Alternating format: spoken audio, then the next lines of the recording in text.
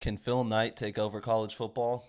He might. This is the Shonee Jackson Show. Welcome to episode 6. Thanks for joining me. If you like the program, please like and subscribe. At the end of the day, I thank everybody that's watched so far. It's had more success in the early videos than I anticipated. I was kind of prepared to speak to an audience of 15 to 20 people early on as I started this, and very raw on the Shonee Jackson Show. And yet, I say all that to say the viewership clearly isn't matching up with the subscribers, right? And I think that's the most common thing in YouTube. So if you're viewing this show and you like it and you're texting me on the side or doing anything like that and you think my podcast is very good, do me a favor, subscribe to the video so I can do it forever. I mean, subscribe to the channel so I could do it forever. Anyhow, thanks for watching. Today's a loaded slate, as I said on the pro show. We got a lot to talk about on college football today and college sports. I think that in the off season, especially the summertime, college football just produces more talking points than pro football and the drama that exists in that world. As I opened up the show, Oregon has tons of recruiting momentum right now, getting kids from the state of Texas left and right and all over the country, aiming for the number one recruiting class in the country. Reports that they got unlimited funding from Phil Knight, the founder of Nike, obviously. And then going to talk a little bit about Ole Miss, their season expectations. Billy Napier in Florida, Mike Gundy's recent comments on Ollie Gordon's DWI situation, Mike Gundy in general, and how the Aggies, the Texas A&M Aggies, are constantly on media life support. You know what I mean? Like, I just don't get it, and we're gonna dive into that today, and a few other things, right? Like college football 25 coming out, tons of exciting news about that. Dynasty, Road to Glory have come out this week. Early access launches next week. The full game comes out next weekend. Super excited. 10 years in the waiting. Every college football fan, every video game fan, every former NCAA football fan, super thrilled. We're going to be locked away till the football season starts, right? Going to get into a little bit of that. And then hopefully, if we have enough time, talk a little bit about the Longhorns, obviously, but also Kansas and their chances on winning their conference, the Big 12, and a playoff appearance. So let's get right into it. Start at the top. The Oregon Ducks, man, have all the momentum in the world in the recruiting landscape of college football. Here you can see by USA Today, it was reported that Phil Knight is prepared to give unlimited NIL backing from Nike to the University of Oregon, so he is able to see a national championship before he passes away. Phil Knight's getting long in the tooth, well on his way to either going to heaven or hell. I believe he's in his 80s now, and he wants to see his university raise a national championship in football, obviously.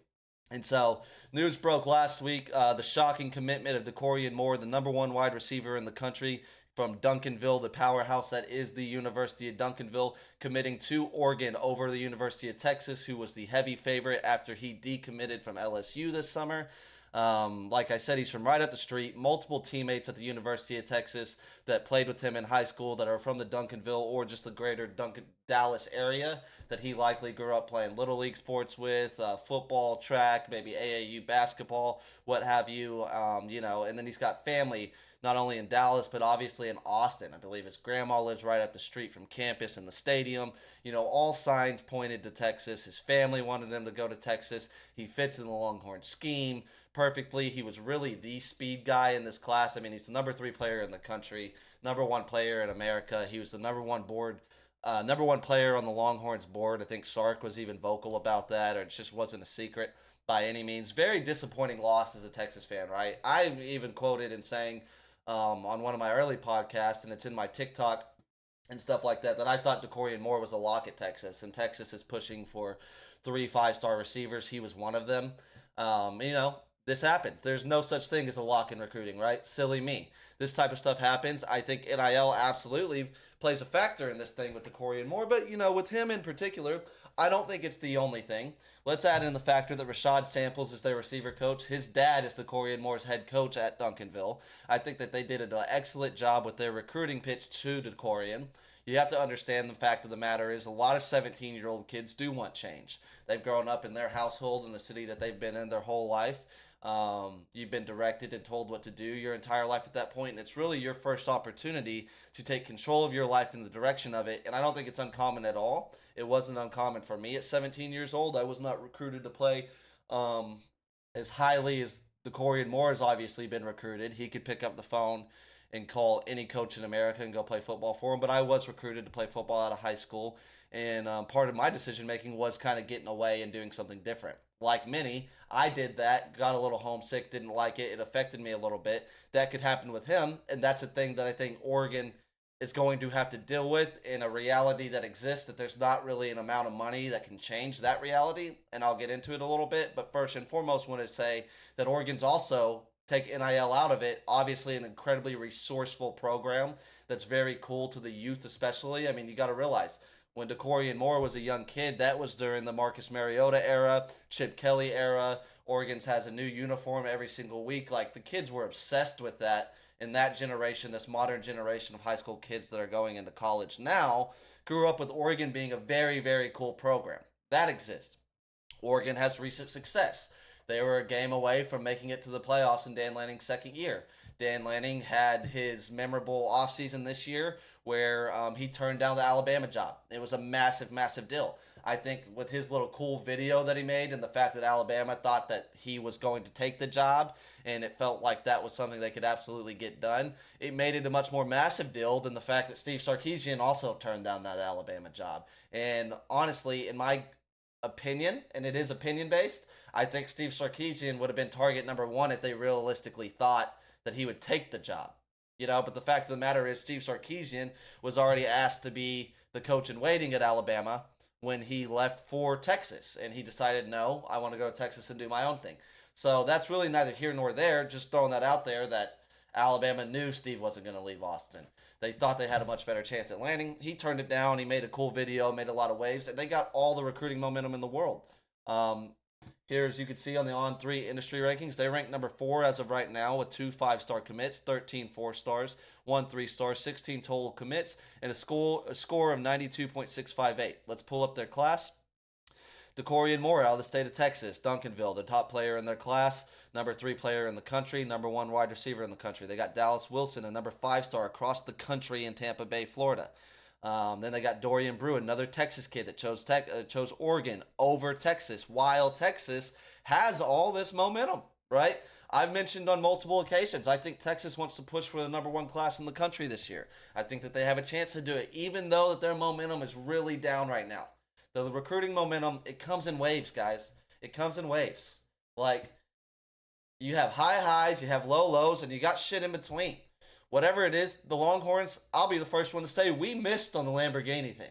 The Lamborghini scene of the kids walking up, that was a fucking loss. We had a major recruiting weekend and not enough commitments from these superstars that you really wanted out of this. But let me remind you of something. Off the top of my head, Anthony Hill Jr., Kelvin Banks Jr., Cedric Baxter.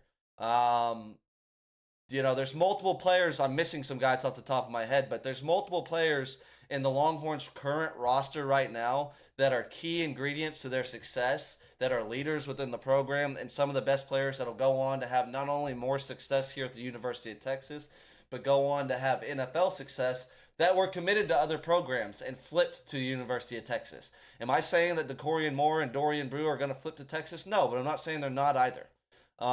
As I mentioned, DeCorian Moore, Dallas Wilson, Dorian Brew. Those are 3 players that are out of state. Brandon Finley, he's out of state. Out of state. All of their top players, Jordan Davidson, he's from California. 4-star running back. Top 150 player. All of these top 150 players that they have in their class. In fact, every top 200 player that they have in their class, every top 250 player that they have in their class is not from the state of Oregon. Now, you don't necessarily, California, Oregon, if you're West Coast, it's not going to be that big of a culture shock. But there is a reality to the fact that Oregon deals with a geographical issue that there's never going to be an amount of money that can change this. At the end of the day, when we get to December, when these kids are getting ready to sign their letters of intent, pack up and leave their mom, leave their family, leave all their friends, everything that they've been close and comfortable to for their entire life, that reality will set in that Eugene, Oregon is pretty fucking far away. And you know who else can pay you a lot of money with less state tax? The University of Texas. Or if you're Dallas Wilson out of Tampa Bay, Florida, who the Longhorns, I think, are absolutely going to go after, and many other schools, now that DeCorian Moore has committed to Oregon, they're going to have to battle to keep Dallas Wilson, just like they're going to have to battle to keep DeCorian Moore throughout the rest of the recruiting period. The reality is going to set in December, February, whenever a kid is leaving. That's a long way to go, right? And then say they stick with their commitment, they go to Oregon, and they don't start in year 1, or things don't go as smoothly in year 1, and say, hey, the reality is Texas or Alabama or Florida State or whoever it is, say USC for Jordan Davidson. Nasir Wyatt, another kid out of modern day, the power that USC has just completely lost the grips on since Lincoln Riley got there. Huh, that's interesting. But say these kids, say USC or their in-state programs are doing better than Oregon, or they got better quarterback play than Oregon, which, by the way, as I'm looking through this recruiting class, they don't got a high school quarterback, a five-star quarterback, high four-star quarterback committed to Oregon right now the way Texas does year in, year out. They got a four-star number 175 in the country, Achilles Smith Jr. He's out of San Diego, California. That's their quarterback commitment. But they're not murdering the quarterback recruiting game right now. In fact, they just had Bo Nix, and now they got, what's his name, Dylan Gabriel from Oklahoma. They've been going the veteran route. Solid, reliable veteran, but not world beaters. Dylan Gabriel's never going to be a first-round draft pick. He's never going to have a lot of success in the NFL. Everybody points to him being small. Well, there's small quarterbacks in the NFL that have had and are still having success, right? He's just not had. He does not have the elite talent that guys like Quinn Ewers, Carson Beck, even Shedeur Sanders or whatever, the guys that you see that are predicted to go in the top 10 of the draft, Caleb Williams last year, all the guys that got drafted in the last few years in the top rounds of the draft. He does not have that. Dylan Gabriel doesn't have that. And even though Bo Nix got drafted in the first round this year, I think that's going to go down as one of the worst first-round draft picks in the last decade. Stupid. He doesn't have the ceiling to use that type of value on him, right? So the reality is this year's Oregon Ducks, I'm going to pull up their schedule. The expectations is to compete for a national championship this year and beyond, right? Well, I think that they should do that. I think that they're a playoff team. But at the end of the day, when you look at national champions and who does that, it usually comes with one of the most elite quarterbacks in the country. And I am pretty confident in saying that Dylan Gabriel's not going to be that. I think Dylan Gabriel's going to open up the season beating up on these teams like Idaho, Boise State, Oregon State, and even UCLA and Michigan State, right? So just like he did at Oklahoma a couple times, he could start 4-0, 5-0 with very efficient and good numbers. They're going to run a lot of screens and crossing routes and things that are easy to complete, just like Bo Nix did. His completion percentage is going to be very high. He'll probably have a lot of touchdowns, a lot of yardage throughout these first 5 games, just because the superior level of talent that they have. Guys like Evan Stewart and others that are going to be tearing up whatever the fuck is at Idaho, Boise State, Oregon State, and UCLA, right? Even Michigan State, who's down and trying to rebuild their program.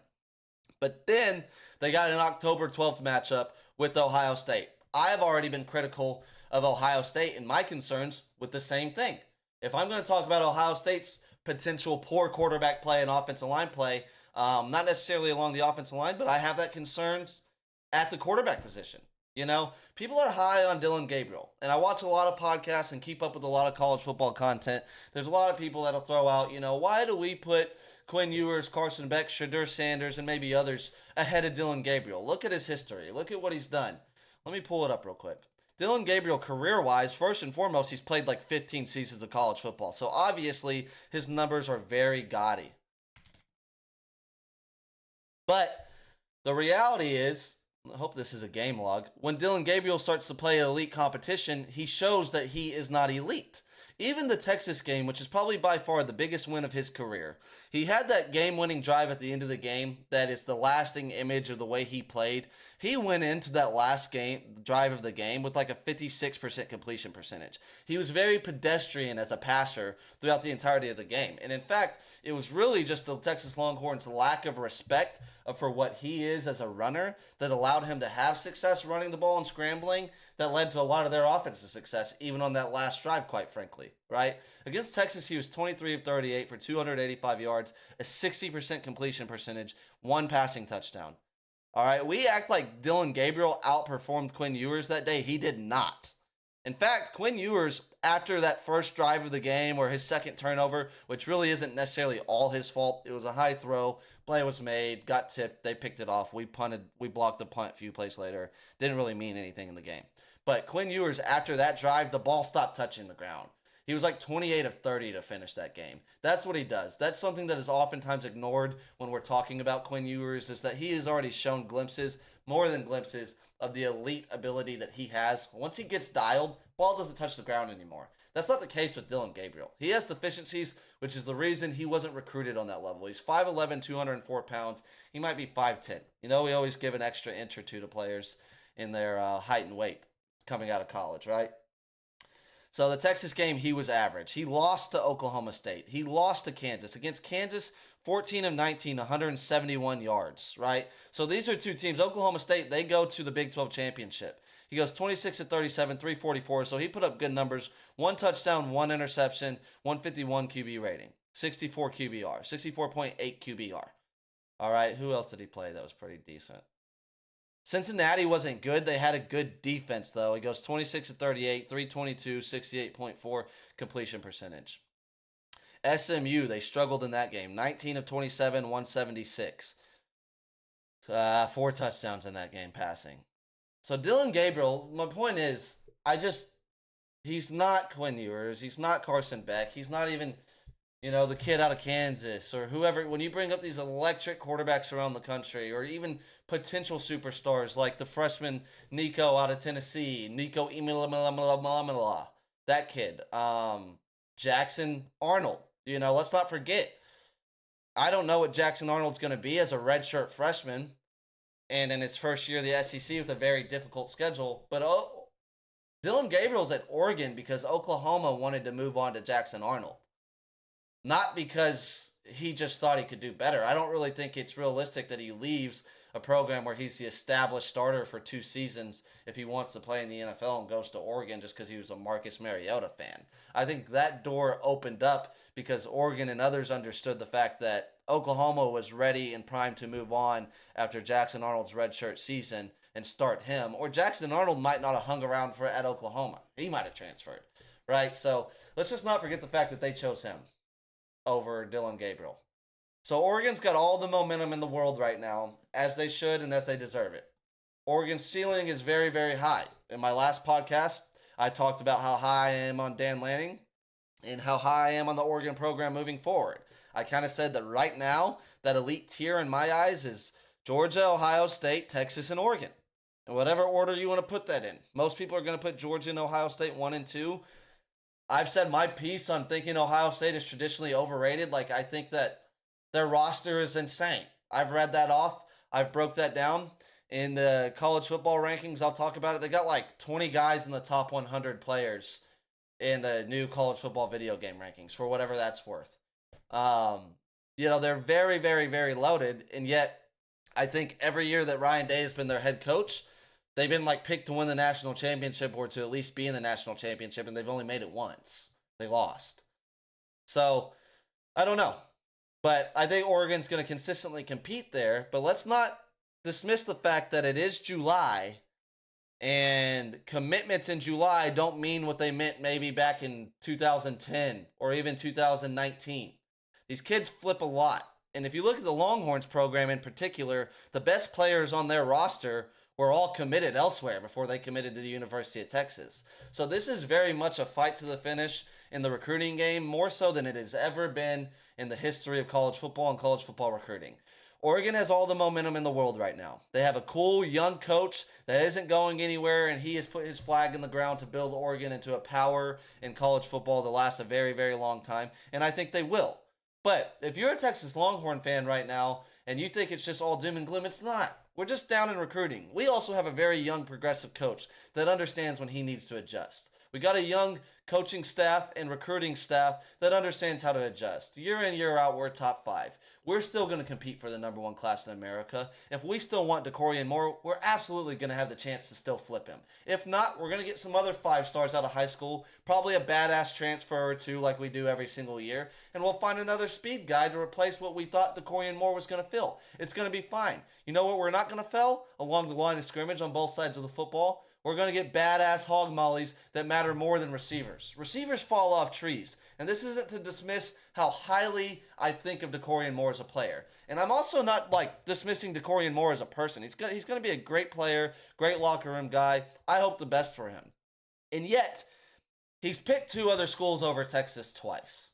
If he doesn't see what I see at Texas, with all the players that are currently committed to Texas, currently on the Texas roster, like Arch Manning and a dozen of other guys that are superstars and going to play on Sundays one day, then let him go somewhere else. If he just wants to do something different, let that happen and focus on other players. I think that there's a good chance that's what Steve Sarkisian is going to do. Is he ever going to turn away a player of the caliber of DeCorian Moore? I don't know. Would I? I don't know. I don't think he will. If you put a gun to my head and I had to decide that if DeCorian Moore calls him in December and says, you know what, I changed my mind, I want to play at Texas, you put a gun to my head, I think fucking Stark's going to take him. But I also don't know what's going to be in the cards at that point. What I do know is the University of Texas, just like Oregon, Georgia, Ohio State, and what other schools you want to throw into the mix going in the future, isn't going anywhere. In fact, I think you're walking in to the greatest generation of the University of Texas that you've ever seen. More championships, more conference championships, more wins, more 5 stars, more top 5 recruiting classes than you've ever seen before. And it's all going to be okay. The Aaron Rodgers, relax. RELAX. Oregon's got momentum right now. It's okay. We'll get it back. Let's move forward. Another team that's been a topic of discussion all offseason long in the college football world, team with a lot of expectations, more so than they've ever had before, is Ole Miss. First and foremost, I would be remiss not to acknowledge the passing of the late, great Monty Kiffin, the father of Lane Kiffin. If you don't know that, shame on you. I don't care how young you are. Monty Kiffin is one of the innovators and great minds, defensive minds in the history of football, pro or college. Monty Kiffin started as a player and played for the Minnesota Vikings, the Winnipeg Blue Bombers, Toronto Rifles, and the Brooklyn fucking Dodgers. How badass is that throughout the mid-60s? As a coach, he started as a grad assistant at Nebraska from 66 through 68. He became the Nebraska defensive coordinator from 1969 to 1976. He moved on to Arkansas in 77-78 as the defensive coordinator, and then he became the assistant head coach and defensive coordinator at North Carolina State, NC State, from 80 to 82. He moves on, he was the head coach, He was the head coach at NC State from 80 to 82. He moved on from college, became the linebackers coach of the Green Bay Packers, the Buffalo Bills from 84 to 85, the Minnesota Vikings from 86 to 89, who he played for. Let me take a sip. Sorry, I talk a lot. Gotta stay hydrated, babies. Gotta stay hydrated. Then he moved on from the Vikings in 89 to the New York Jets as their linebacker coach in 1990. Back to his Minnesota Vikings in 1991 as the defensive coordinator. He stayed on as the defensive coordinator and linebackers coach from 92 through 94. Moves on to the Saints as the defensive coordinator in 95. And then where we really know him as, where he became the innovator of the Tampa 2 defense, which took over the NFL, the moderation of what was the cover 2 defense, Tampa 2, dropping your middle linebacker back deeper, basically the moderation of what that was, took over the NFL for 10 to 15 years. That's basically what the majority of teams ran, not only in the NFL, but even in college football. He is one of the innovative minds. Him, along with Tony Dungy and the other innovators of that system, changed football forever in what they did. It is the reason, the sole reason the Tampa Bay Buccaneers won that championship in 2003. I don't care who you want to give credit to. I like John Gruden. I don't really give a fuck about his controversy. I like John Gruden. And they traded for him. A lot of people point to him and his offensive changes that were made and really developing more of a balanced attack. It was that historical defense that was created by Monty Kiffin that had guys like the legendary Derek Brooks, the undersized, smaller linebacker that was designed for that Tampa 2 defense. John Lynch, the head-hunting safety that was good at everything. Warren Sapp, the Hall of Famer. Those are 3 Hall of Famers right there that I just listed off. Rondé Barber at corner. Simeon Rice off the edge. An elite defense, man. Monty Kiffin died yesterday. Very sad news, but also, something that we can look back and not be so sad about. He lived a fantastic fucking life and had an unbelievable coaching career that not very many people ever are going to match. I think Monty Kiffin should be an NFL Hall of Famer for what he did as an innovator and a defensive coach. Football will never be the same because of Monty Kiffin. So rest in peace, Monty Kiffin. His son, Lane Kiffin, who I'm a big fan of and always have been, has the Ole Miss Rebels primed and ready to go for the whole enchilada this year. Not only the SEC, but the national championship. Are they my favorite? Am I going to pick them in the national championship? No. But I got their schedule pulled up, man. Ole Miss is going to be in the SEC championship. I mean, the reality is they can win every single game on their schedule. And there's that said about, I hate that saying because it's said about too many teams. Oklahoma's one of them. And I hope I have enough time to get into that today. I want to keep my program to an hour, but there's going to be times where it goes over that. And this is still raw. So I don't know. There's going to be changes to the SJ show, more creativity added to it as we go on, but we'll see. I want to keep it to an hour, at least as of now when I have 2 shows per week. But anyhow, there's a lot of times where it's mentioned like, oh, this team can win every game on their schedule. And it's like, yeah, but 6 of those are toss-ups, and you never win all your toss-ups. You usually split those at best. No, I think Ole Miss is going to be favored in the majority, if not all but one of these games on their schedule, man. Let's open it up. They are going to get off guns blazing. Like, they play Georgia November 9th. They could blow out the majority of the teams that they play before then. And for sure are opening up at least 6-0 before they play LSU in Baton Rouge, Louisiana on October 12th. And if LSU isn't fixing their, like, dramatically fixing their run game issues that they had a year ago, that's going to be a blowout in the favor of Ole Miss. And by blowout, I mean just they're going to win by 10 or more points, control the game from start to finish. LSU's not going to have a chance. I'm not saying that's going to happen. They got to wait and see. You know, I'm never going to count out the Bayou Bengals to that extent. Shout out to all my LSU friends. I love you, Joey Mason. Love you, Connor. Love everybody. But that's not even why I'm doing it. I would just never count the LSU Tigers out to that extent. But let's get into the Ole Miss schedule. Furman, going to blow them out, going to put up a lot of points. You got Jackson Dart in year 3. We sit here, we talk about Carson Beck, Quinn Ewers, Shadur Sanders. I have an issue with how, like, Carson Beck has just been anointed by most people as QB1. I don't fucking get that. I like Carson Beck. I'm going to get into Carson Beck and some issues I have with him later. I think he's a horny guy. I don't know that you could play the QB position horny. I had moved on from that from what he did last year. Now I'm back in that. That's a discussion for later. I don't understand why he's number 1. I also don't understand why, because I don't think, as far as those 3 guys are concerned, I don't think anybody separated themselves. Somebody needs to separate themselves. If anybody has, it's fucking Quinn Ewers. But anyhow, Jackson Dart should be in this discussion. If you respect Lane Kiffin the way I do, he's coming back year 3 in his system. I think he's going to go crazy. You thought Matt Corral was good a few years ago. Jackson Dart's going to be a lot better than that. And if you look at the schedule, he's going to have plenty of fucking time to get in rhythm and get comfortable and have that offense humming by the time he really faces his first test in Baton Rouge. And that might not even really be his first realistic test. It might be Georgia on November 9th. So they're going to blow out Furman. They're going to blow out Middle Tennessee State, Wake Forest, Georgia Southern, Kentucky. You're going to have highlight after highlight of not only explosive plays from the Ole Miss offense and Jackson Dart, but those times where you see Lane Kiffin throwing up the clipboard and throwing up the touchdown sign before the play even develops. You know, Lane Kiffin highlights, Lane Kiffin quotes before and after games. I love Lane Kiffin. You're going to have all of that. The Ole Miss is going to be in the top 3 in the country when they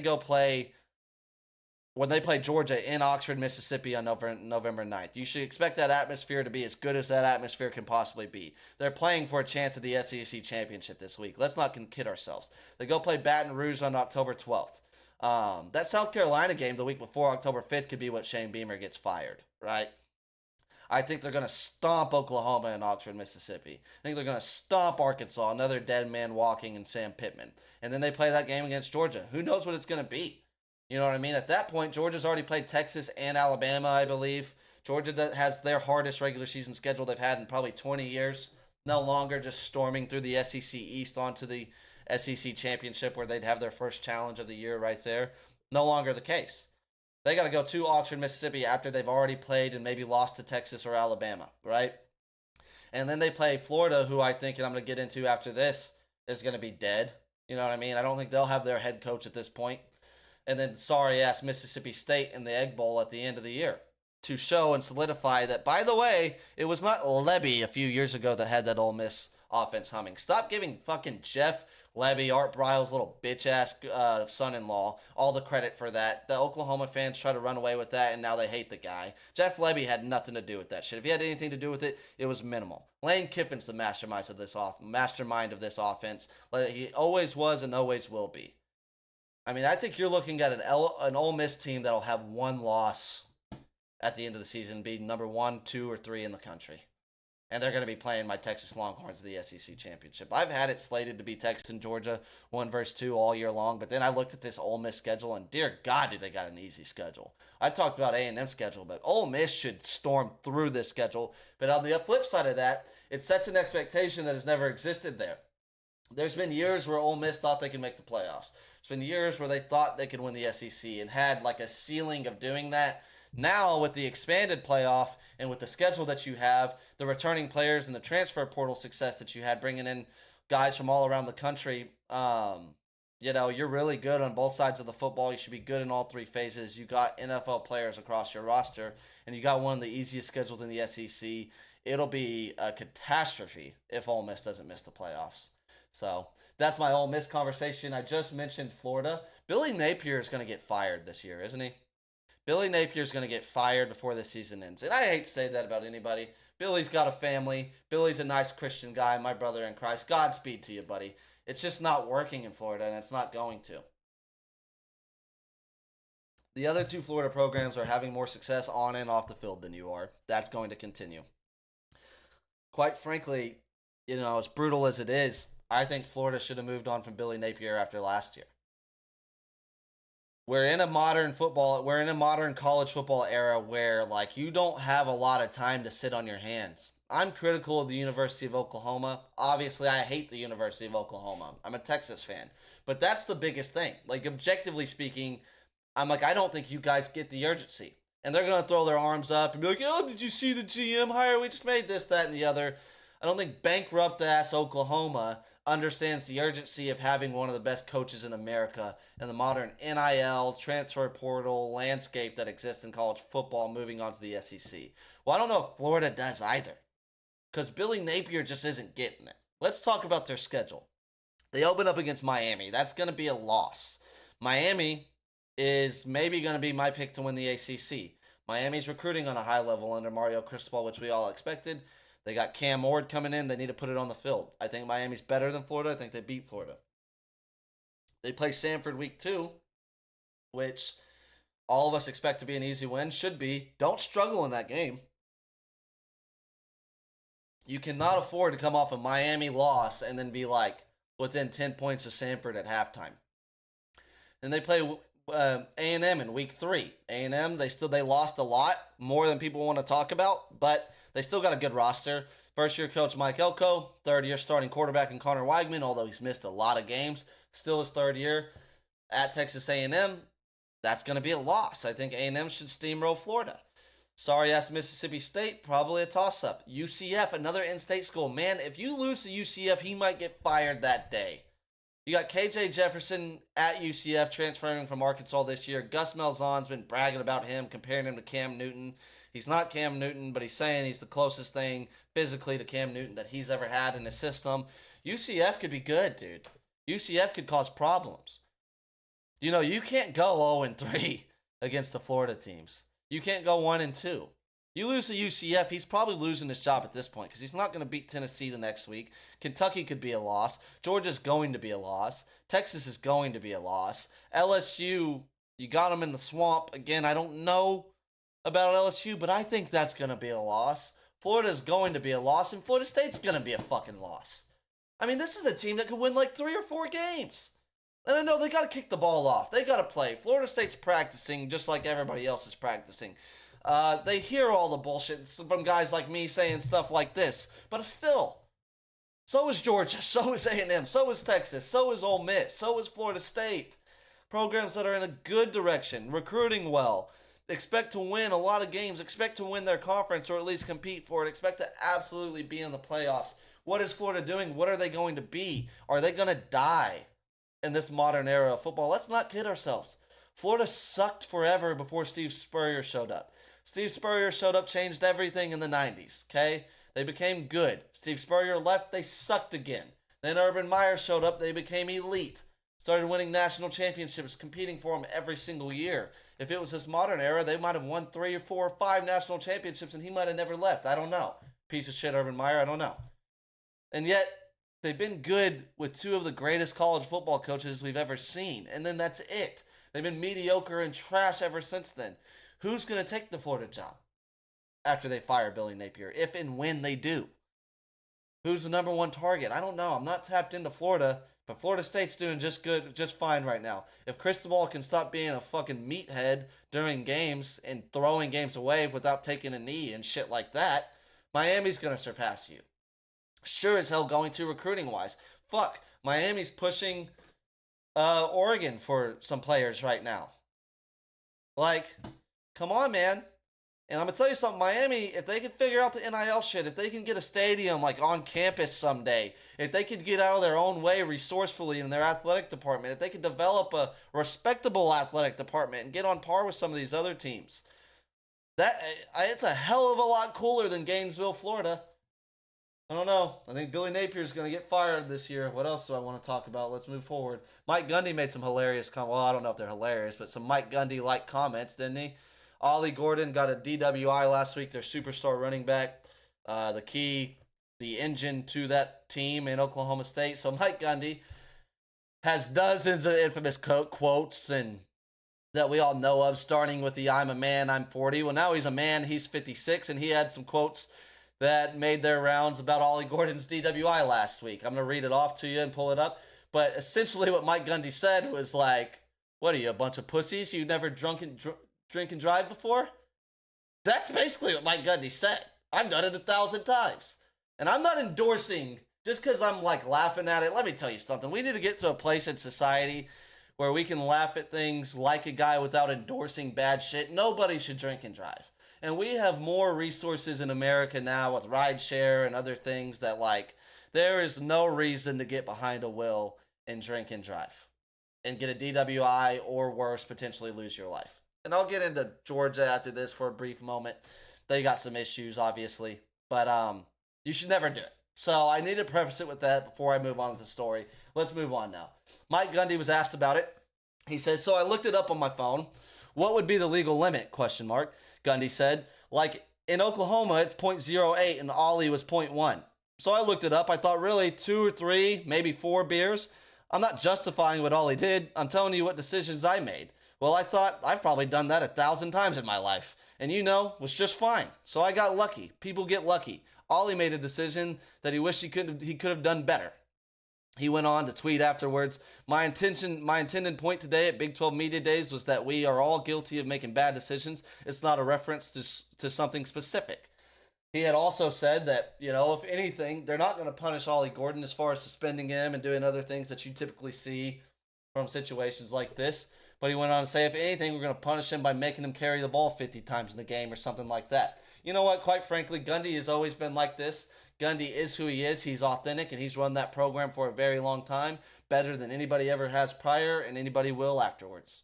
Gundy's one of the best coaches in America, what he does at Oklahoma State. And you know what? He's not wrong. I'm guilty of doing that, and there's thousands and thousands of people guilty of doing that. Ollie Gordon, I don't know him personally.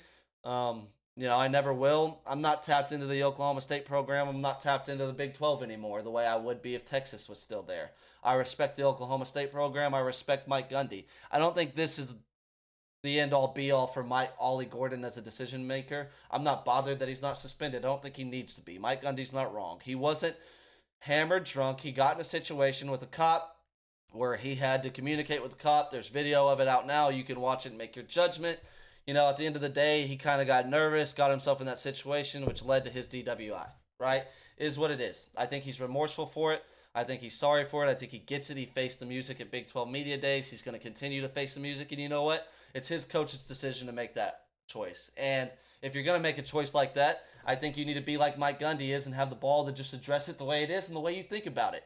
And whether we agree with his quotes or not, and we think he should do this, if you're an Oklahoma fan or you're somebody that doesn't like Oklahoma State, and you think this is cockamamie or crazy or sets a bad example, that's your prerogative, man. And we need to get to a place as sports fans, as adults in society, where we can have our own prerogative, whether it be politically, whether it be socially, whether it be over things like this, and accept that other people are going to think differently and have different life experiences, man. Mike Gundy grew up in that area. Mike Gundy's a farmer. Mike Gundy, you could tell if you just watched any of his interviews, he probably throws them back often himself in his off time when he's mowing his lawn, doing other things. That's what he's saying. A lot of us have 4 drinks, get in our car, and drive home. 4 beers, get in the car, and drive home. A lot of us get to the .1 legal limit and do that. You know what I mean? Mike Gundy, he's just more upfront about it than the rest of us are willing to be. Again, I don't endorse drinking and driving. Ollie Gordon, being the superstar that he is in Stillwater, Oklahoma, there's absolutely no excuse to ever have one cocktail and get in your car and drive. There's no excuse to do it. You just don't need to do it. You can get rides from anybody, whether it's rideshare, friends, peers, fans, like literally anybody. You know, you don't have to do that. Gundy knows that. I know that. Ollie Gordon knows that. Everybody knows it. But let's move on from it. It's not the end of the world. It's funny what he said. And you know what? I bet Oklahoma State's competing for the Big 12 championship in a playoff spot. I don't care what their roster is. I don't care what their win total is. They just do it every single year. Let's stop counting them out. And Mike Gundy's comfortable in his skin and being who he is, who he's going to be and always be. His players get behind him, regardless of what you say. There's been issues in the past. He addresses them.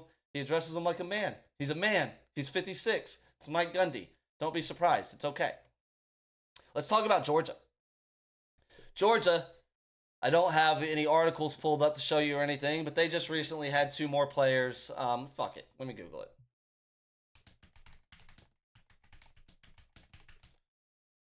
They just had recently 2 more players that got arrested for reckless driving charges, right?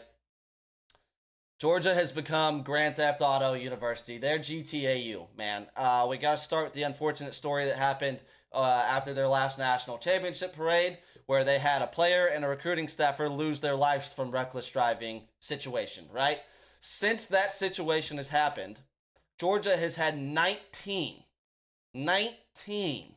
reckless driving situations, right?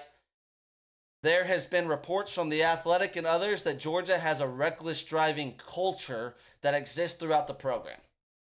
I want to talk about a guy that is currently, and it's not just him, but Josh Pate is the #1 YouTube college football show, the #1 college football show in America right now. Deservedly so. I love Josh Pate. But him and others are constant sunshine pumpers. And I'll touch on him when I get into the Aggies in that. They're constant sunshine pumpers of every program in America. And I understand a lot of that has to do with the fact that they get a lot of access to these programs. Their shows and what they do has a lot to do with the access that they're allowed to get from these programs. Their sources, their reporting comes from all of that. And if you start to report negatively like that, the University of Georgia has an issue with reckless driving throughout their program and just behavior throughout their program, Kirby Smart's not going to like it because your platform's so big, and he's going to stop giving you that type of access that you get, right? So I think that's, let's not beat around the bush. That exists with Josh Pate and a lot of people in the college football reporting industry that create college football content. It's fine, I get it, but that's a reality to it. Josh Pate said on his show when talking about this, that basically if Georgia has a culture problem, every other school in the country is going to copy their culture problem because how many games they've won in the last few years, and they've won 2 national championships and lost less than 5 games pretty much in a 3-year span, right? That's not fucking true. Let me tell you something. Georgia is not winning championships in all of these games and favored every single week because they have a great culture at all. That has nothing to do with it. In fact, they still got players transferring every year and whatnot. They are winning national championships and games every single week and favored every single week because they stacked #1 recruiting classes on top of each other year in, year out. In a bad year, they fall in around #3 or #4 in recruiting since Kirby Smart showed up. They recruit better than everybody in the country. They have more NFL players, blue chippers, super blue chippers, 5-star plus type players than anybody by the country. And they got 10 or more than pretty much every single buddy. And then there's been years in the last 3 years where they walked in with 10 or more of those players than literally everybody in the country, outside of maybe one team like Alabama. All right, that's why Georgia's winning. They do have a culture problem. There is no denying the fact that if you have 19 reckless driving situations, that you got a culture issue. I mean, fucking stop driving like that. This is not Grand Theft Auto. And in fact, they had just had a meeting the day before this happened about this situation. So I'm not bashing Kirby Smart and saying he's not doing anything about it. In fact, Josh Pate mentioned this, that Kirby Smart would tell you I've exhausted every resource I have. But the reality is there is a culture issue in the type of player and the type of person that they are willing to let come into Georgia for wins and championships to trade into it. And I don't really got a problem with that. Do that. These players are going to play somewhere, and they're going to play in the NFL. You don't got to be a grade A citizen to be one of the best football players in the world and go on to be a successful NFL player and even Hall of Famer. Okay? There's murderers and pieces of shit that are in the NFL Hall of Fame. That has nothing to do with it. Take your morals, your PTA mom, your soccer mom bullshit that has crept into our social media and our football content or our sports content and throw it the fuck out the window because it doesn't matter. Okay? Kirby Smart's not a bad guy because there's criminals or what have you that get into his program or maybe bad seeds that get into his program. He is doing his job in developing and building the best rosters that he could possibly build to win football games and championships at the University of Georgia. That's what it's about. Let's not kid ourselves. But let's not also lie and say that Georgia doesn't have a culture issue when they fucking have 2 of these situations a month. Well, my bad. Let me pull it up. Here it is from a news station. 2 University of Georgia players arrested on reckless driving charges, bond out for $26. This guy's not looking at the camera in his mugshot. This guy looks like he doesn't give a fuck. I'm not sitting here trying to judge or throw these guys under the rug. I don't judge. I'm a fucking idiot myself. I've made plenty of mistakes in my adult life and before my adult life. I'm not a moral guy. I'm not going to sit here and come and ever bash anybody's morals or what they're doing. This particular situation pisses me off a little bit more today because I dealt with a little bit of this on the way here. If you live in the Austin area, you understand the reckless driving that exists on I-35 and the traffic that causes that can just flat out ruin your entire day. I record at my buddy Carlos's house, who's a founder of this opinionated media site, and it takes me about 15 minutes to get here. It took me like an hour 15 today. Why? Because everybody on I-35 thinks that they're Lewis Hamilton weaving in and out of traffic that cause fatal incidents that leads to traffic to be backed up for hours.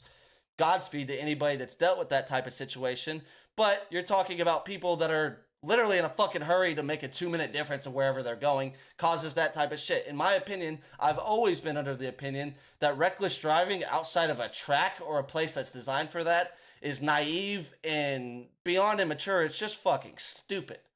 Like I said, there's research that proves you're not even going to make a 5-minute difference 999 times out of 1,000 times when you're driving like that. There's still exits and traffic lights and other things that exist that are going to put you right back where you started anyhow.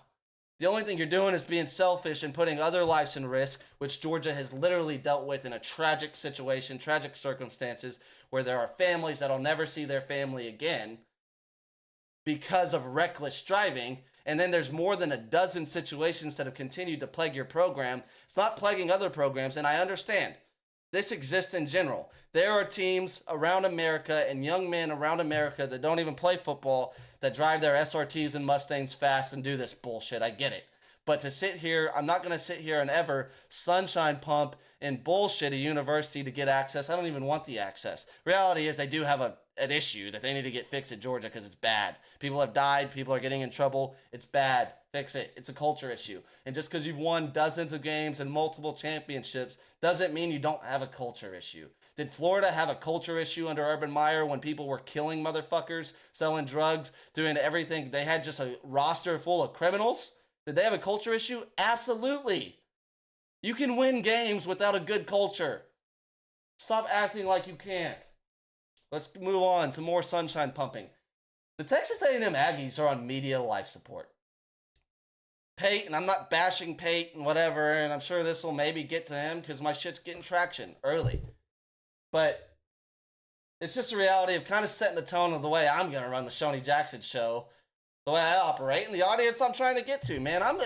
We're shooting the shit as much as we're doing anything. I've said multiple times since I started this show, this isn't a fact-checking podcast, never will be, never has been since episode 1, okay? That's just the way it's going to be. This isn't about being right. I'm not trying to, I'm not trying to get a PFF internship and be a sports nerd. I'm giving you my opinion as if it's water cooler talk, locker room talk from a massive sports fan, football fan, my entire life. It's the only hobby I got. And articulating it in a way that I think you would understand it and probably agree with most of the time, right? So that's what I'm doing. There's no sunshine pumping. The Aggies are sunshine pumping university, right? Year in, year out, our whole lives, and everybody knows it. It's not just Texas fans that think this way anymore. Everybody knows it. The Aggies have never fucking done a thing. Okay? I got tweeted by some guy this morning, an Aggie fan, about Longhorns fans talking about history so long ago. Buddy, the Longhorns just won a conference championship, all right? The media, essentially, let me break it down for you. The Aggies, like I say, they are what the media views as the Aggies and wants them to be. Sorry, I'm kind of getting a little scatterbrained. It's taking me a while to get my point. But they're a massive university with massive amounts of money in a massive state with massive rivalries within the state.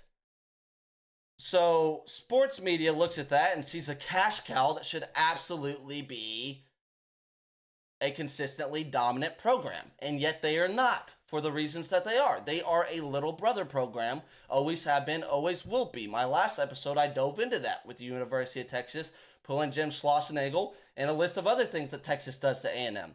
Another example is all the Big Ten rumors of the A&M jumping to the Big Ten now that Texas came over to the SEC. They habitually run from that massive in-state rivalry that I just mentioned to you because they're terrified of it. That is not how a dominant program and athletic department acts across the country in any way, right?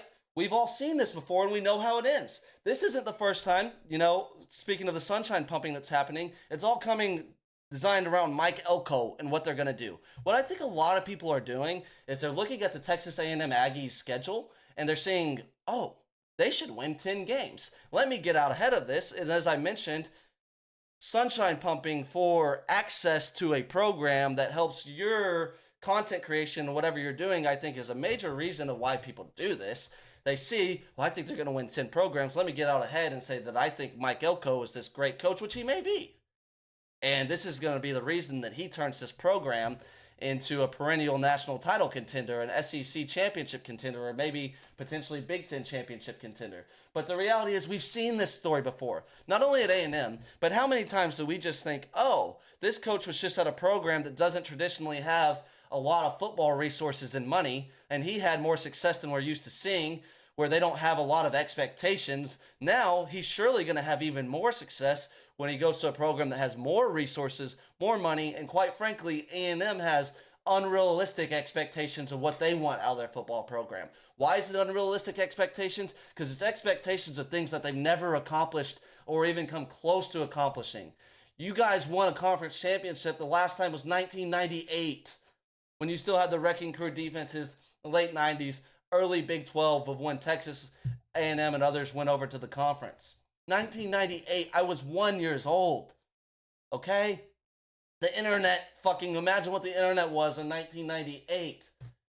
And then if you guys actually go over to the Big Ten, you are solidified and confirmed the most bitch-ass university in America. Type in Texas A&M cringy, and you're going to find 1,000 videos of cringy Boy Scouts doing weird shit, slapping their ass, doing their chants, doing weird-ass Aggie stuff. You're a weird, dorky cult. And the national sports media, year in, year out, sunshine pumps the Aggies and tries to force a narrative down our throat that the Aggies are on the brink of success that they've never obtained before and they're never going to obtain. I don't give a shit how much oil money you have. The majority of blue chippers aren't choosing College Station over Austin, Texas, or over any of the other major blue blood programs in America. They never have and they never will. Accept what you are. The national media fucking quit. Until you see the Texas A&M Aggies get to an SEC championship, stop talking like they're going to get there, okay? The media also treats the Texas Longhorns like this. I'm not going to lie about it. The media wants Texas to be successful just as much as they want A&M to be successful or USC to be successful or any other massive market that they see or potential massive market that they see. But the difference is the Texas Longhorns have delivered in the past, and they just fucking delivered last year. If Quinn Ewers doesn't have pressure in his face in the last play of the game against Washington, he probably makes a better throw to A.D. Mitchell. A.D. Mitchell probably catches that ball and we win the national championship. Why do I say that? Because styles make fights. Take a quick sip. Styles make fights. Everybody in the world knew when the matchups were announced that Washington was arguably the worst matchup for the Longhorns that they had all season long, right? End up losing that game. You know who was a great matchup? The Michigan Wolverines, the team that depended on 250 rushing yards a game to win and be successful. because nobody in the country could run on the Texas Longhorns last year with those massive dominant defensive tackles we had and the NFL linebackers we had behind them. Michigan wasn't going to run the ball down Texas's throat. In fact, Michigan might not have been able to run the ball at all. Maybe more successfully than others, but they were going to have to win in a different way. That was a bad matchup for Michigan. I think the Longhorns would have won the national championship. Even though they didn't, they still fucking delivered in a way that the Aggies haven't delivered since 1998. The Texas A&M Aggies had a 10-year start in the SEC on the Texas Longhorns and did fucking nothing. Nothing. Excuse me. They have rode the coattails of that Johnny Manziel Heisman that led to nothing but a Cotton Bowl win for a decade and a half now. And got nothing that the Longhorns haven't gotten out of it since. Not one conference championship. They pulled in one recruiting class that was number one in America, and it got dismantled within 3 years in humiliating fashion. They paid Jimbo Fisher more money than any college coach had ever been paid before. Ridiculous amount of money that I don't think any other school in the country was ready to pay him, as Florida State was actively falling apart and dismantling under his watch. A&M gave him damn near $1 billion, and he came and it was one of the most humiliating coaching jobs ever fucking done. And they gave him a $75 million buyout, which was humiliating, sorry. And I've said humiliating a lot in the last 10 minutes. I'm sorry. But that's what the Texas A&M Aggies usually are, is humiliating. And year in, year out, around this time of year, we have to fucking hear how the Aggies are primed and ready to be national championship contenders year in, year out. And year in, year out, not to repeat myself again, I notice I've been doing that a lot. I'll get that cleaned up. But we constantly hear Aggies fans talk as if they've had success that has never existed in 100 fucking years. They don't have real national championships. Right? Everybody's dead that saw the Aggies win a championship. Everybody. That's what you are. Until that changes, even within a conference, stop pumping us with bullshit with the Aggies. All right? That's the reality. Let's move on to another team. Oklahoma. I'm going to go quickly through Oklahoma and Kansas because I want to say a little bit about college football 25. Also, I'm going to get to 3 times a week before the season starts. I got a lot of shit to say, and I want to do 3 times a week anyways, but just logistically got some shit to figure out. I'll get 3 times a week on the SJ Show, Monday, Wednesday, Friday, before football season starts. So I'll have more time to talk about stuff. But let's talk about Oklahoma quickly. Could Oklahoma's 10-win season a year ago end up being a bad thing for Brent Venables? Why do I say that? Expectation-wise. It raised the expectations for the Oklahoma Sooners to a level I don't think they're ready to accomplish. Why do I say that? They lost some players. They're replacing their quarterback. They're changing their offense, and they got a brutal fucking schedule this year. All right, I've pulled it up on previous podcasts. I'm going to pull it up again. But they won 10 wins a year ago, and the context of that 10-win season needs to be described. If they were in the SEC, they would have won 8 or 7 games, right? Like, they didn't have a hard schedule in the Big 12 a year ago. They squeaked their way to 10 wins, and now, from their fan base, they gave a coach an extension that wasn't deserved or earned, and I don't care that the money doesn't really change and that they think it's such a great deal because of that. At the end of the day, now you're tied to him for a longer period of time, which 1,000,000% is going to prevent you from getting a coach like next year, which might have been the case if you just let this year play out. Might have been what you wanted to do. You could have targeted a Heupel or somebody else and maybe got him. Now that's gone because of the extension, and I don't know that you're going to be competing on the level that Oklahoma fans expect you to compete on year in, year out. So I think that this 10-win season has inflated the confidence and expectations of Oklahoma, which otherwise wouldn't have existed if you didn't win 10 games. Look at their schedule. They open against Temple, Houston, Tulane. I think they go 3-0, but they could drop one. I don't know. They could. I don't know what Houston's really going to be. They got a quarterback that can get dialed and cause problems. I know that. I've predicted all offseason long they're going to lose this Tennessee game. Obviously, I think they'll lose to Texas. I don't know about Auburn. Hugh Freeze year 2, I don't know. I'm not very high on them. They should be able to beat them.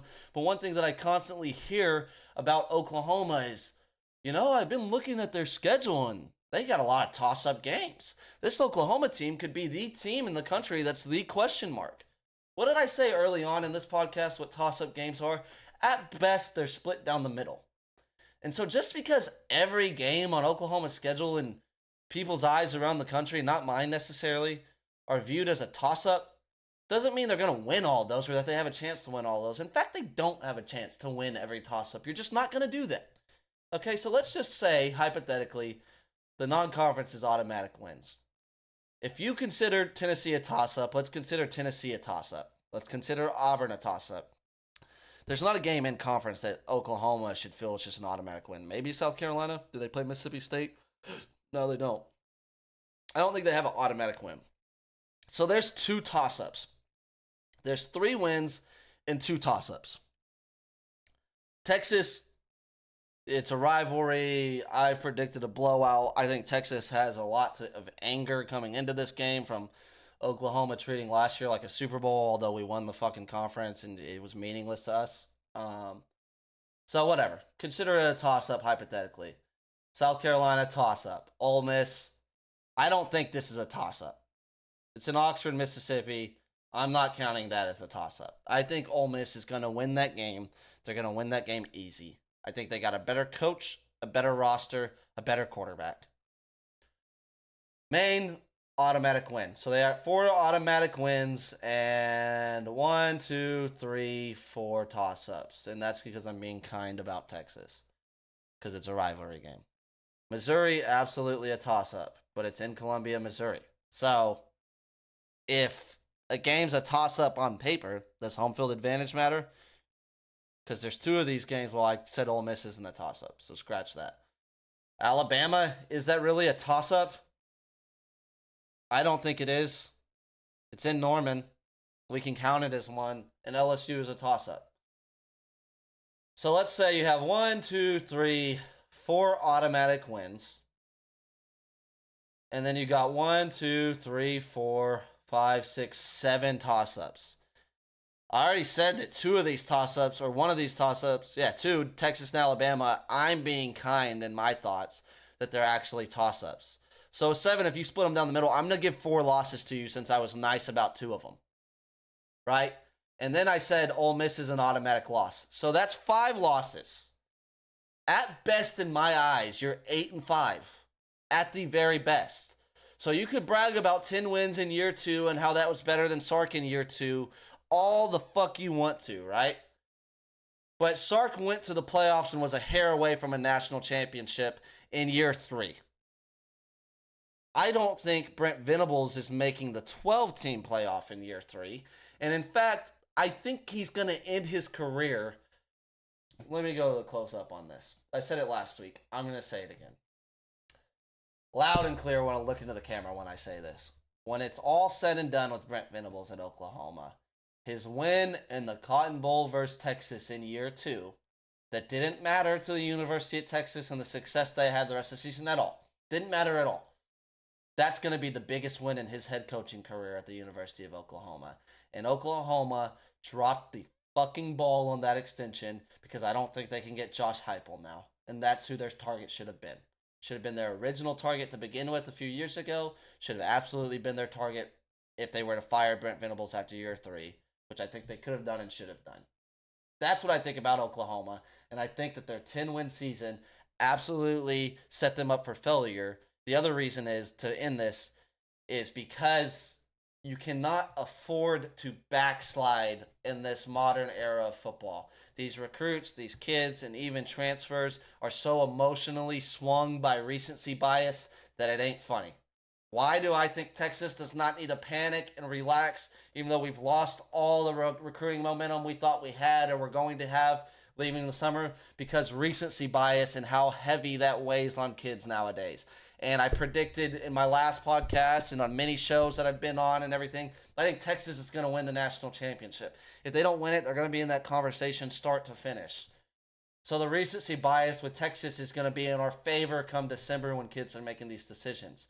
And when they're 2 hours away from the University of Texas, they got all these friends already at Texas. These transfers want to come play at Texas. They have the best quarterback room in America. They got a dominant offensive line, a dominant defensive line, badass coaches across the board. It's in Austin. The state taxes are better for your NIL for as much as that's worth. And that really, I don't know how much that plays into every single decision, but it plays a little factor into it. you know, and Texas is the SEC champion, national champion, or in that conversation with a potential Heisman Trophy winner or finalist, with potentially 12 future draft picks going into next season, some of these kids are going to flip to Austin because of recency bias. On Oklahoma's side, if you lost 5 games, then that's at best. What if you lose 6? What if out of those 7 toss-ups that I mentioned, being friendly again, you lose 6 of them? What if you go 1-6 in those? That could happen. What the fuck is going to happen to Oklahoma recruiting that doesn't have the resources of Texas, Georgia, Oregon, fucking even Ole Miss and what they're doing right now? Multiple schools within their conference, let alone the USCs and other schools around America that have resources. They don't have what A&M has. They don't have what Alabama has. They don't have any of that, nor the recent success. My buddy Cam, good friend of mine, I do a podcast with him called 54 Yards. I do this because he's provided me resources to do this. My heart hurts for what he's going to go through in this next decade, in my opinion. Because backsliding, which I think is going to happen with this brutal schedule from your 10-win season a year ago, can't be afforded in the modern era, and I don't know what happens next. I don't think people are going to be grasping at the job. You know what I mean? But whatever. Oh, you fucking sucks. It is what it is. Let's move on and close this show out on College Football 25. And I'm going to combine that with a little Kansas conversation. College Football 25 has had a lot of information come out that is super fucking exciting in this last few weeks. The game is about to come out very soon. Oops, my bad. Pull up the screen of the top 100 players on College Football 25. Talk about some shit that stands out. A little bit of other things that I've heard about that I'm super excited about. Trailers I've watched, what have you. And I'll cap this at an hour 30 max. We're at an hour 06, so whatever. And I timestamp anything, so fuck it. Will Johnson, number 1 player in the country. That's kind of surprising to me. But very good football player. I love Michigan. Texas plays them week 2. Will Johnson, number 1. Will Campbell, number 2. Tied with them at 96 overall. So the 3 players tied at the number with the highest ratings in the game are Will Johnson, Will Campbell, and Ollie Gordon. Ollie Gordon surprises the hell out of me. Talked about him earlier at his DWI. Ollie Gordon surprises me. Like, he's not better than Caleb Downs. He's not better than Travis Hunter. He's not better than Malachi Starks. He's not better than a lot of these. He's definitely not better than Kelvin Banks Jr.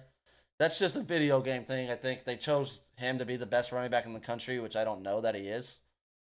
Like, he's had really big games. I get that. He's also had games where he didn't do shit. Texas, Oklahoma, ring a bell. He's overrated. Quinshawn Judkins might be better than Ollie Gordon. Kelvin Banks, you know, whatever. In these rankings, we could freak out about some shit if we want to. But fact of the matter is, they're going to be updated throughout the year, so it's really a moot point. Here's a problem I fucking have, though. Shadur and Carson Beck are just like a dozen players ahead of where Quinn Ewers is. Why? Shadur, I like Shadur a lot. I want him to succeed. There's shit that annoys me, just like everybody else. I don't really care, though. They have not separated themselves from Quinn Ewers, and I don't care if they're a 93 and he's a 92. I consistently see everybody put Quinn Ewers in a category behind him, and that's fucking stupid. They have not proven to be a category ahead of him. In fact, he's gone farther than any of them have. Quinn Ewers is my QB 1, and piss on all this bullshit, dude. Quinn Ewers is the man. Piss on all the hate. Here he is at a 92. He's better than Walter Nolan. That's just fucking nuts. Fuck that. But they had their top 100 players. It's been a little controversial. It's going to be fine because they're going to update the ratings, is what it is. They've also had their news on Dynasty, Road to Glory, their massive game modes that matter most to us fans. Man, it is fucking exciting. I watched 2 videos on the Dynasty and Road to Glory, like full hour-long breakdowns and run-throughs of the system and how it works. The recruiting looks unbelievable. This is a game that's going to have every single man in their, young adult to high school, maybe younger than that, kids that didn't play it before that are going to get caught onto it now. This is going to be a game that's going to have us glued to the TVs for the rest of the summer. The Dynasty looks like more and more in-depth than anything that I've ever seen in the game before. And this is like what happens when a sports game has sorry, I'm going to take this shit down. I don't know where I'm going. This is what happens when a sports game has 10 years as opposed to like 8 months to make a video game. You just get such like a deeper experience. And I wouldn't even mind if they made one game where they updated the roster for 3 years as they worked on the next game, and then they give you a delivery of a new copy of the next game and just did roster updates. Like, I think there's games that exist that already do that, but like it would probably take the game a lot further as far as when you do make releases of new games. Like, there's actually differences in the game from the last one that you played. But anyhow, the dynasty, the depth to the recruiting, the depth to the coaching changes. You're having a coaching staff now where you're able to start. It's unbelievable. You know what I mean? They got the transfer portal included in there. They got the differences in like what swings recruits and their motivations, what have you, and other things. Let me see. Let me see if I can just pull up a trailer for you.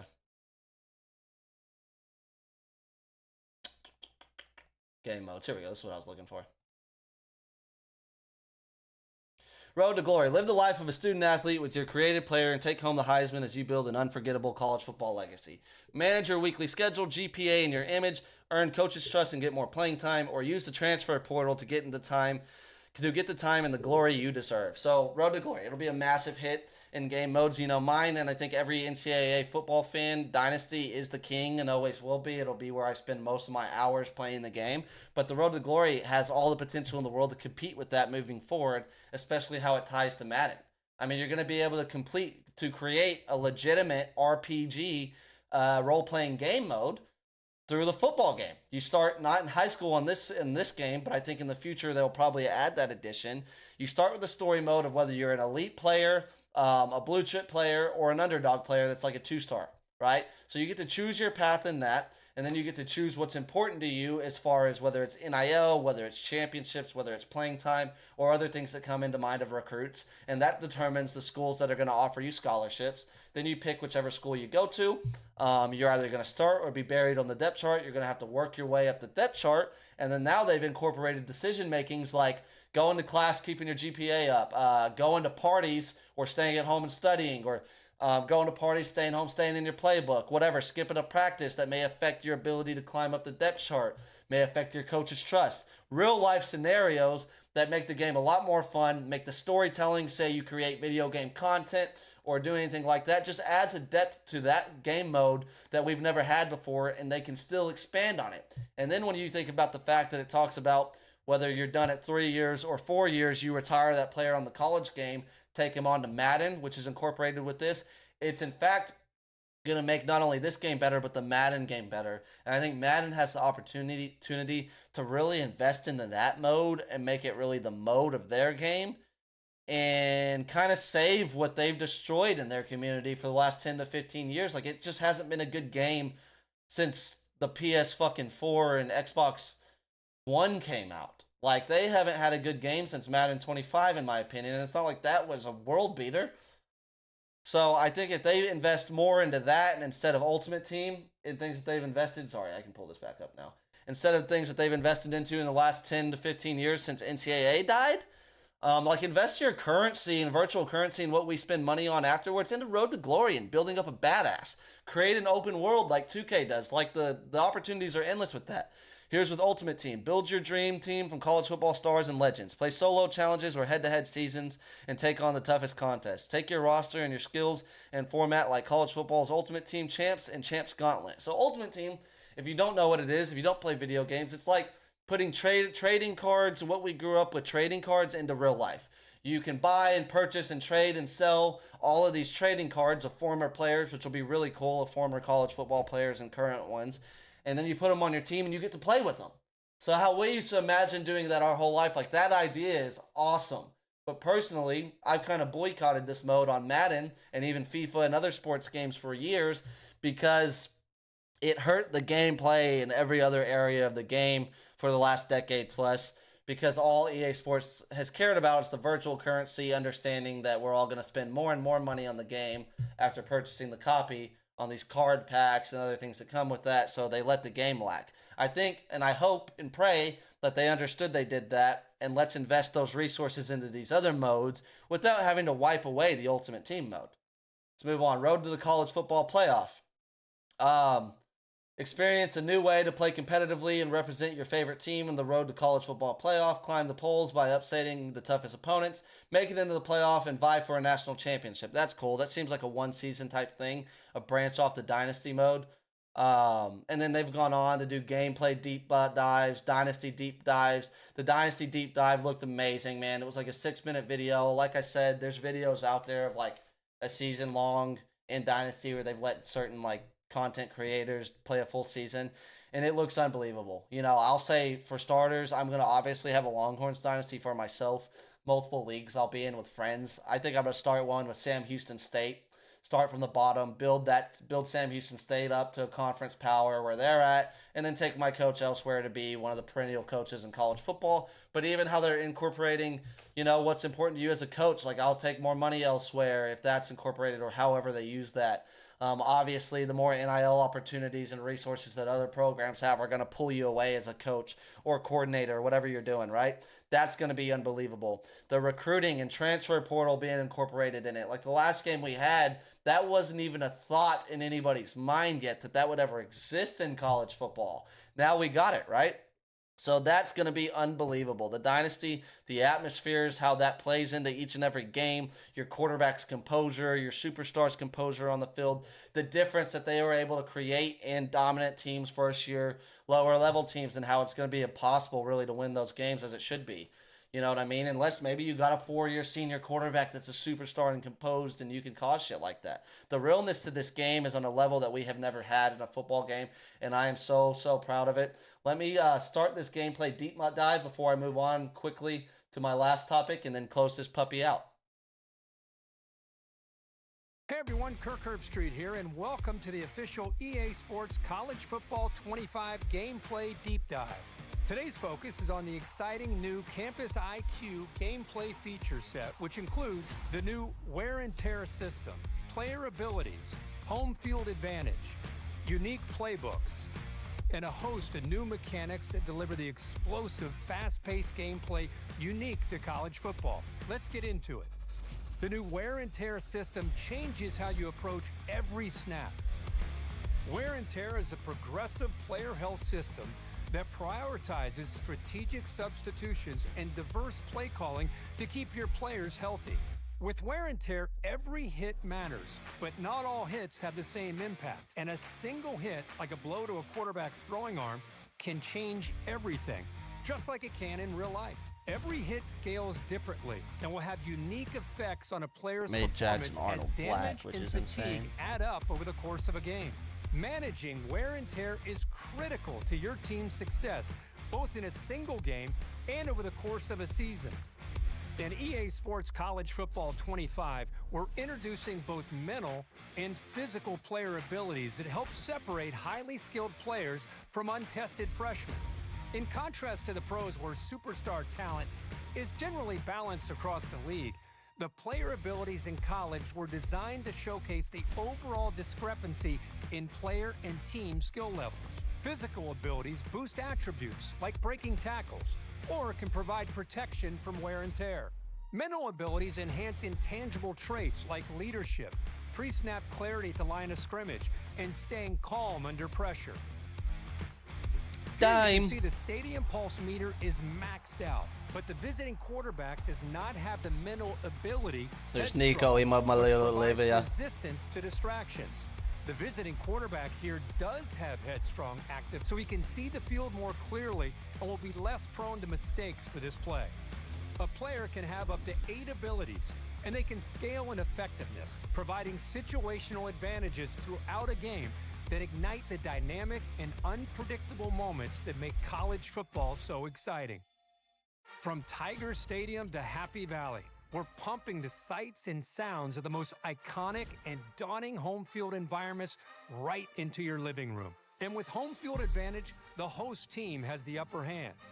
As the visiting team, you'll face various degrees of home field advantages impacting confidence and composure levels, on-field performance, and more.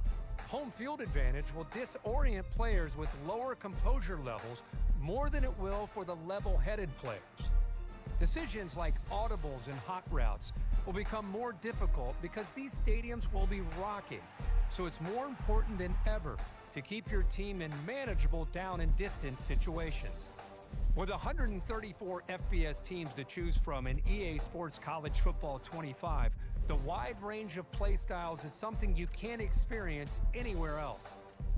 From wide splits in Oklahoma, to the triple option at Air Force, to Michigan's dominant ground game, the playbook variety makes for unique matchups every game. Fake out your rivals with new user reverse handoffs, explore the new option game, and other new trick plays.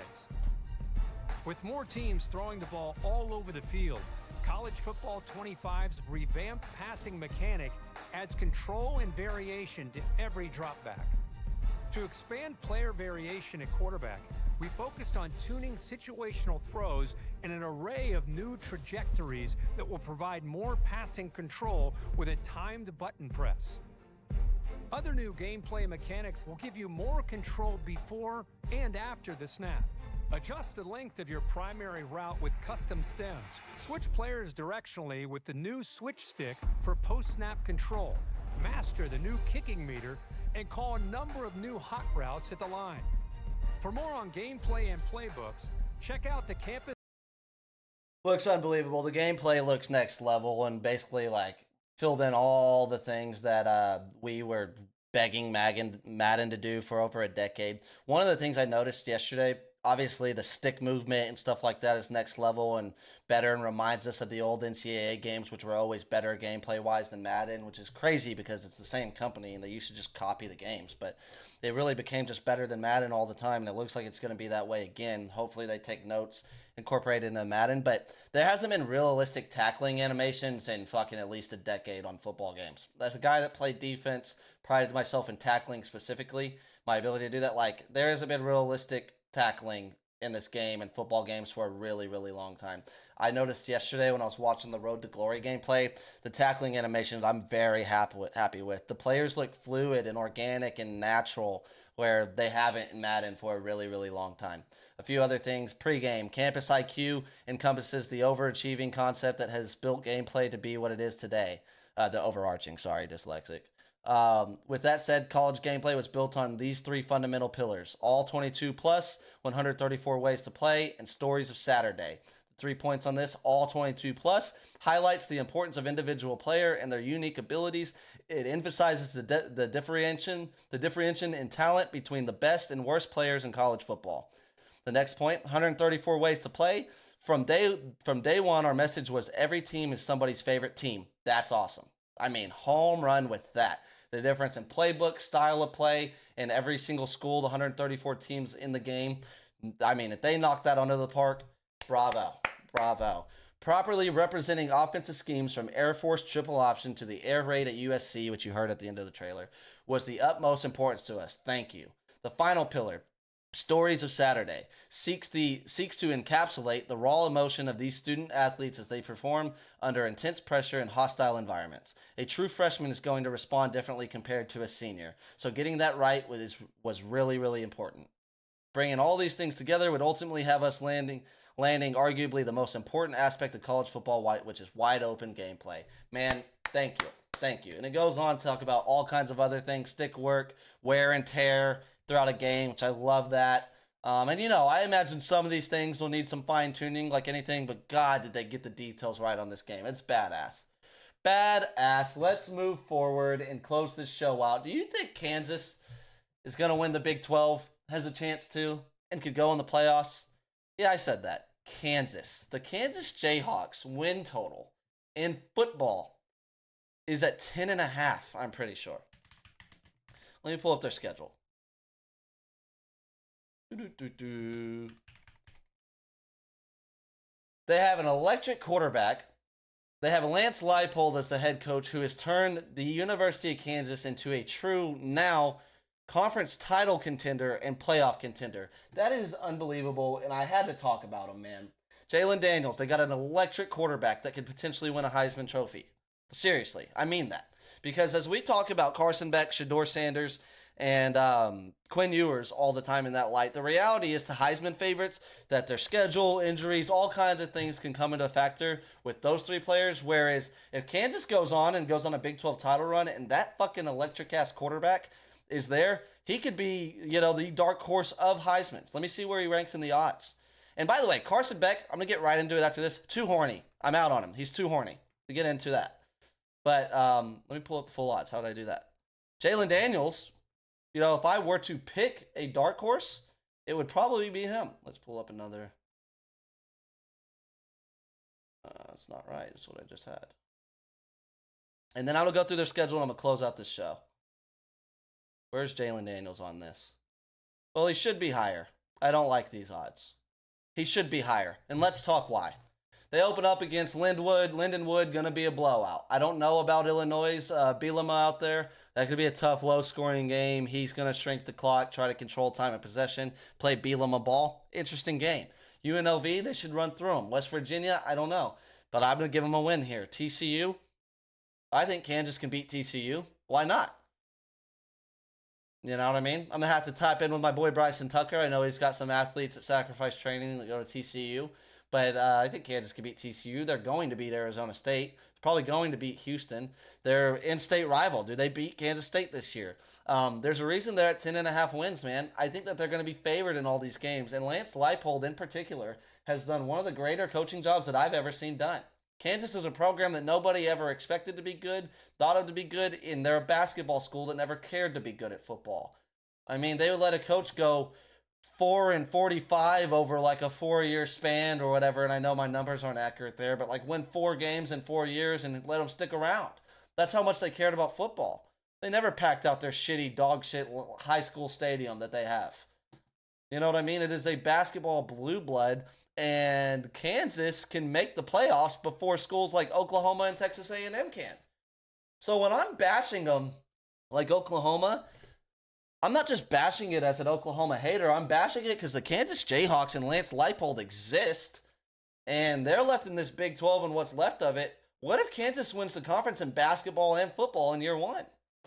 This is Jalen Daniels' 3rd year starting for them. He's been electric all 3 years. You would imagine he's taking a step forward mentally in every area that he needs to.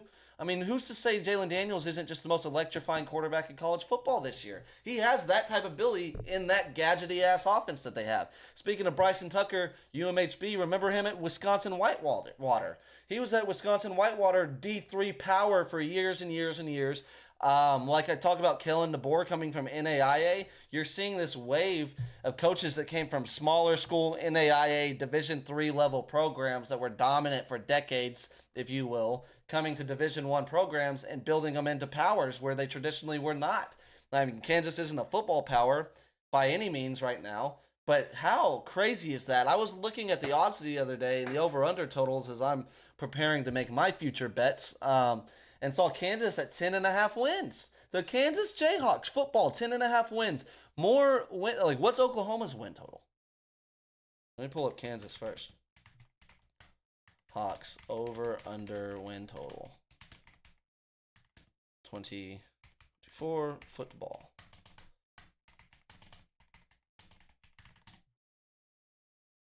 Oh, they're at 8.5. I don't know where the fuck I got 10.5. Again, this isn't a fact-checking podcast. Never has been, never was. But I did just now. They checked it at 8.5. So they're at 8.5. Let's go through their schedule. Win, win, win. I'm going to go them 3-0 out of conference. Let's have them beating West Virginia. Let's do that toss-up thing again. TCU toss-up. Beating Arizona State. Beating Houston. Toss-up. That's 2 toss-ups with Kansas State. Toss-up with Iowa State. Don't even know what they have, but give them the benefit of the doubt. Let's give them a win against the Mormons and BYU.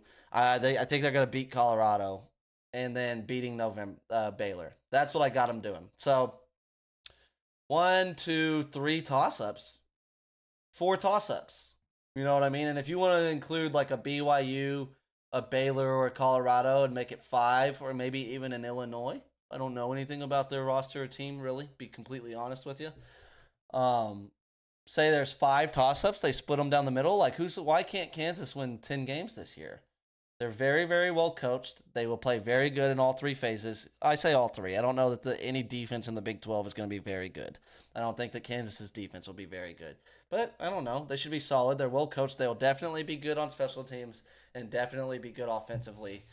I just want to throw that in there before the season starts that Kansas, I notice you. I see you. I think that you can have a lot of success and position yourself to be one of the best teams in the Big 12 as long as you have Lance Leipold coaching you. But if he wins at Kansas, you imagine every program in America with a coaching opportunity is going to be giving him a call. But we're right here at an hour 29. I said I would cap it at an hour 30. Let's wipe this thing up, man. It was a loaded show. I had a lot to say. Of course, I'm going to go through this. Leave the timestamps in the description so you can see them. You can hop around to the stuff that interests you. I like to think the whole show is a good program. But anyhow, this is it, man. Thank you for joining the SJ Show. I hope everybody had a good 4th of July week. Last week, that's over now. In my eyes, summer's over. Let's lock into the football season. We got camp starting in a few weeks for the NFL and college football. It's getting here. You can almost smell the grass in the air. It's starting to smell like football. Can't wait. Ready for some fall weather. It's hot as hell here in Texas, as everybody knows. But that said, this was a great show, episode 6. I love y'all more than you know. Not as much as y'all think. As I always say, like and subscribe if you like the program, if you like the content, and also tell your friends about it. Tell them to watch it. Have a good day, and God bless.